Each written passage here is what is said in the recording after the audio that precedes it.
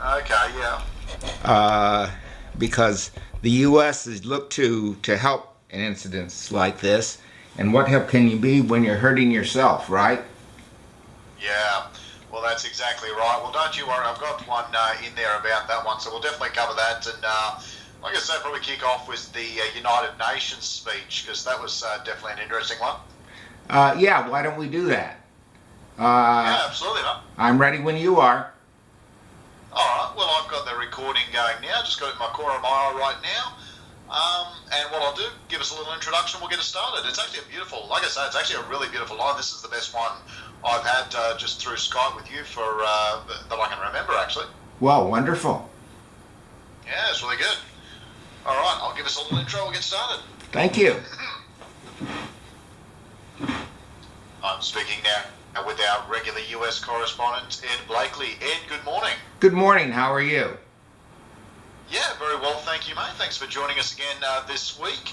Now, President Trump has claimed the United States will totally destroy North Korea unless Kim Jong-un backs down. Day by day, the American and North Korean leaders, they get harder to tell apart.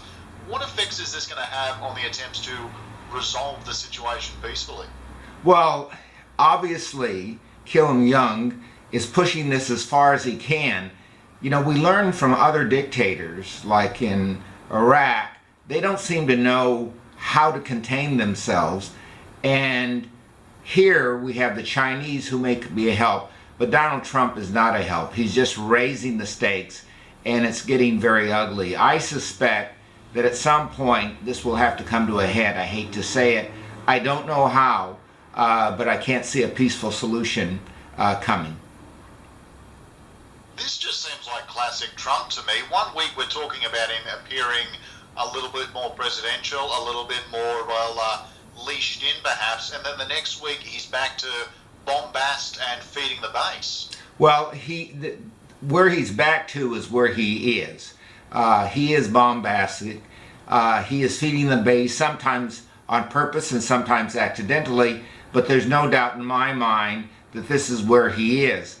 Now, when you hear him saying things that sound intelligent, straightforward, and so on, that's largely because he has a staff now that's feeding this kind of information, and he has this head of staff who's telling him, Kelly, look, mate, if you want to stay in the job, you've got to do this, and he's listening.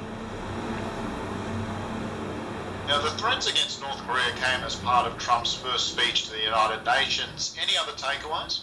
Well, I think he started out with a very nice sop to Africa and the opportunities in Africa and to develop stronger ties to Africa. Since he's burned his ties around the world, Africa seems like a place where he can be able to do something that's in the interest of his base, in a sense, in that they have economic opportunities there, but also Africa is very rich in minerals and other resources, and he knows the United States just can't knock down every trading partner.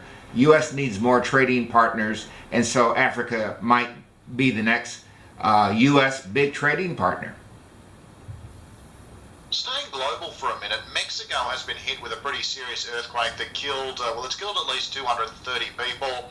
Following Hurricane Irma, the Caribbean's been pounded by more storms. How are these disasters affecting business as usual in the States? Well, business is not as usual. The U.S. has not even started recovering from the disasters it's hit. And Puerto Rico is part of the United States. People forget that Puerto Rico is just like the ACT used to be, a territory, and it is a very strong territory. There are a lot of Puerto Rican interests in the United States. I would suspect maybe in a year or so, Puerto Rico will make a move to become a state along with Washington, D.C. This is something Trump would love to do because it'd get him a Hispanic base in a largely Republican place, and Washington, D.C. would be counted as a Democratic place. I think the cards are there for Puerto Rico to become a state post-disaster. Unfortunately, it is post a very big disaster. On the other side, and not really the other side, but what's going on now is the United States has a crippled large nation. Mexico was receiving its own citizens back. 700,000 Mexicans had left the United States. Those Mexicans, maybe they'll be employed in Mexico in the recovery, but if they're not, they're going to flood back to the United States. So this is a tricky issue for the United States. Furthermore, Mexico aided the United States in its recovery from the last disaster, from the storms. So how can Trump, he's made an enemy of Mexico, how can he make a friend of Mexico? Look, we haven't talked Russia in a couple of weeks, but more developments around Trump campaign manager Paul Manafort. Mueller has been pushing this guy pretty hard, and most recent reports claim Manafort was offering insider information to a Russian billionaire with close ties to the Kremlin.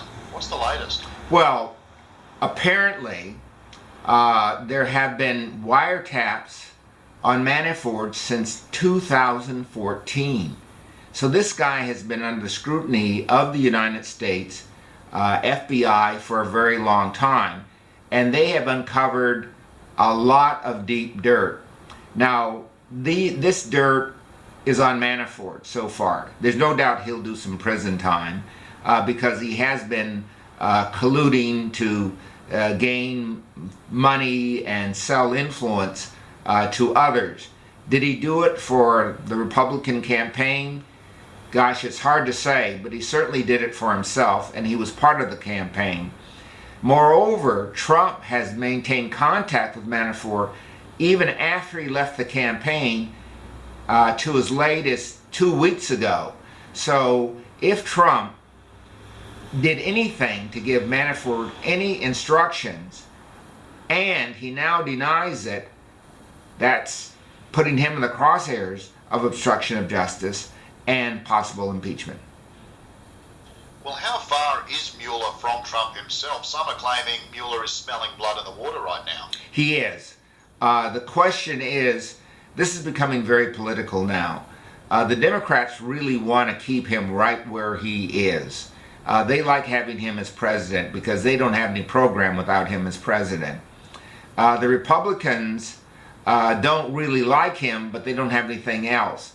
So impeaching him might be easy. Removing him from office might be very, very difficult because not very many people want the U.S. to look unstable or destabilized with North Korea and the other things going on.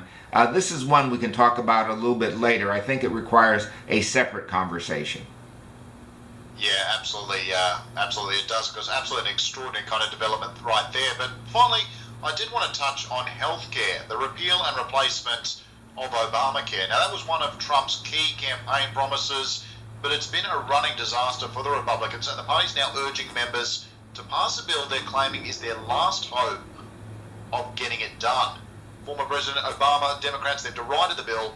What do we know about what this healthcare bill will mean for Americans? Well, it'll mean what the last one meant. It'll mean 23 to 30 million Americans won't have health care. That's what it'll mean. There's a big push on to get a bill passed, no matter what it is. I hope it doesn't happen. Trump is playing around with the Democrats now. If this fails, Trump will go to the Democrats and try to get a bill.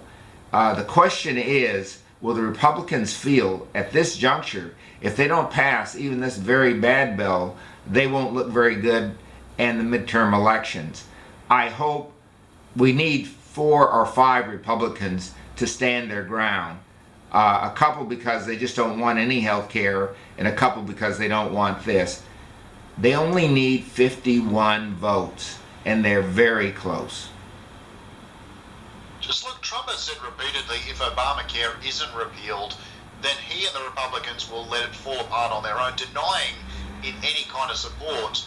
And just wanted to sort of bring your attention to one of the latest quotes from Republican Senator Lindsey Graham. He said most recently regarding the repeal bill, if you don't like this bill, if you think you don't like this bill, just watch what you've got coming. Obamacare is collapsing, and there's not a lot of appetite to prop it up, so chaos is going to reign. It seems incredibly callous. Can they pull a move like that off? If they don't repeal, can they pull a move like that off without a major backlash in 2018? No, they can't. That's just puffery right now. Passing this bill would be worse than letting Obamacare fall apart. If Obamacare falls apart, what he's not saying is many of the states, particularly the big states, can simply fill in those holes and get other money from the federal government as supplementary funding under the old Obamacare. Furthermore, the Congress is covered by Obamacare. They are not going to drop their own health insurance. That is just puffery in the hope to get something passed. Don't listen to that kind of stuff. Well, that will be something of a relief, I'm sure, for many Americans. Ed, thank you very much. Really appreciate your time. Thank you for having me on, and I'm sure there'll be a lot to talk about next week. Absolutely. Take care. Let's cut the, Is it good? Let's cut the recording there, mate. Thank you for. Yeah, that was fantastic. It actually came through. There was probably a couple of very, very small blips, but other than that, I think it's the clearest Skype conversation I've had in a long time. Well, wonderful. I bought this little pad for $80 at the airport on the way out. Yeah? Yeah. I tell you what, it's an investment to me because the microphone on it is beautiful. Everything came through really nicely and clearly, so that was great. Yeah, well, the good thing about it is I can put it closer to me than I can my computer. Yeah. Yeah, so... Yeah, that would probably help a lot. Yeah. All right, take care, mate. Yeah. I'm having a great time over here. It's a hard work, but I'm loving it. Take care, mate. Bye. Yeah, mate. Bye, mate.